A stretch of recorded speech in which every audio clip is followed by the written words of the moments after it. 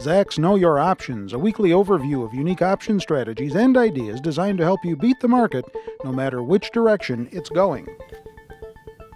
Well, if you want to know how to profit with straddles this earnings season, you've come to the right place because our options expert Kevin Matris is here and he's going to tell us exactly how to do that. Yep. So earnings season beginning on July the 8th, right around the corner. Right. Sounds like a perfect strategy to get positioned in front of any given earnings report. Yeah, if you're expecting a big move to occur, I think a straddle is one of the best ways to go. So if you're putting on a straddle, what you're really doing is you are buying both a call option and a put option at the same time and at the same strike. You're doing this simultaneously. So really what you're doing is you're buying both a call and a put that are both at the money. Now, if you are bullish, of course, right, everybody who knows options, you know that if you're bullish, you're buying a call option, you expect to see the market go up. If you are bearish and you buy a put option, you're expecting to see the market go down. But a straddle, you really don't have any bias. You don't care which way the market's going to go. You don't know which way the market's going to go. You're just hoping something big takes place. And again, with earnings season right around the corner, there is nothing or very few things that can make a stock skyrocket or absolutely plunge more than an EPS surprise. All right, straddling the season, we'll call it. Can you give us an example? Yeah, so let's say that, oh, by the way, I did have a slide. Let me just review real quick here before we continue. Okay. So again, when you are putting on a straddle, you're buying both a call and a put, same strike. You're expecting a big move to occur. Again, it's ideal in front of an earnings report. And the one thing that I didn't say is that you have a limited risk when you're putting on a straddle, and you have essentially an unlimited profit potential. So that's another part of the attractiveness. Noted. But let's just say that a company is going to be reporting earnings a couple of days from now, whatever, and let's say the stock is trading at $100. Okay. So what you would do is this: you're going to be buying the $100 strike call option, and you're going to be buying the $100 strike put option.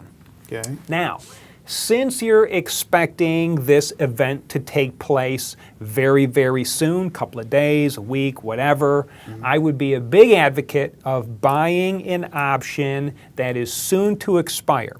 Now, typically when I am talking about buying options, I am an advocate of buying options that are in the money, that have a ton of time on them. But when you're doing something, an event trade like this, that you only expect to be in for a handful of days, you don't need that extra time and you don't need that extra cost. So when you're doing something very, very short term like this, I always say do the opposite. You don't want to get a ton of time. You don't want to buy something in the money. You want to buy something right at, and you want to get something soon to expire. Why? The reason why you want to do it is because cost is a key element to being able to make this trade work. Okay. So, at expiration, your profit is the difference between how much your options are in the money minus what you paid for them. So again, if you don't need a lot of time, you can keep your costs down by buying something that only has a short amount of time on it. So looking at this next slide, let's say if you did buy that $100 call option, let's say you pay $150 for it, right? And you also have to put on that other side, so let's say you pay $150 for the put option. So your total cost to put this trade on was $300, right? Now, let's just say the event takes place. Let's say the stock shoots up $10. That call option is now going to be worth $1,000, right? You paid $150. It's now worth $1,000. Okay. So $1,000 minus $150, that's an $850 gain. The put option, though, that's going to be worthless. So you paid $150, you've lost the entire $150. So remember, your total cost was $300, but that straddle is now valued at $1,000.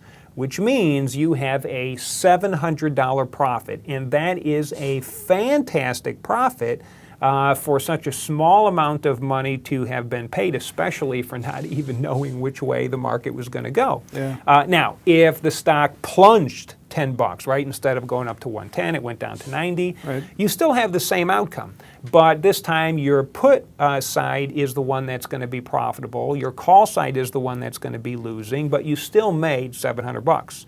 But the cost, as you can see from this illustration, is absolutely critical, because if you paid, let's say, $400, that would have reduced your profit. If you paid $500, that would have reduced your profit. So the higher this cost is, and usually you're adding on costs by going in the money, or you're adding on costs by getting more time, the higher your cost is, the harder it is to be able to get into a profitable position. And again, that also increases your potential risk. Well, let me ask you this, just to be different.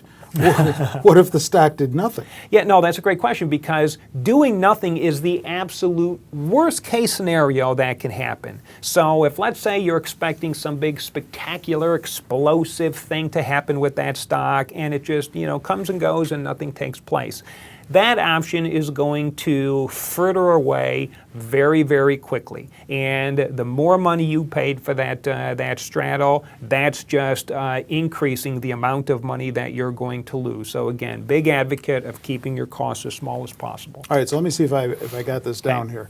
A straddle is best when it's a short-term trade, and you expect a big move in either direction, Correct. Up or down.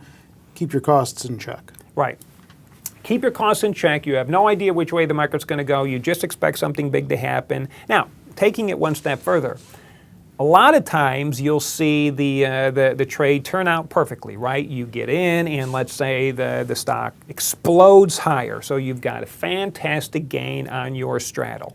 You're going to take that position off. You're a big hero. But let's just say you expect, whatever took place, you're expecting that to, have a continued up move, right? Or let's say whatever took place, you're expecting even lower prices, whatever. If you're expecting a continuation, then go in there and then buy a one-sided call option to take advantage of the ensuing uptrend, or buy a one-sided put option to take advantage of, the downtrend.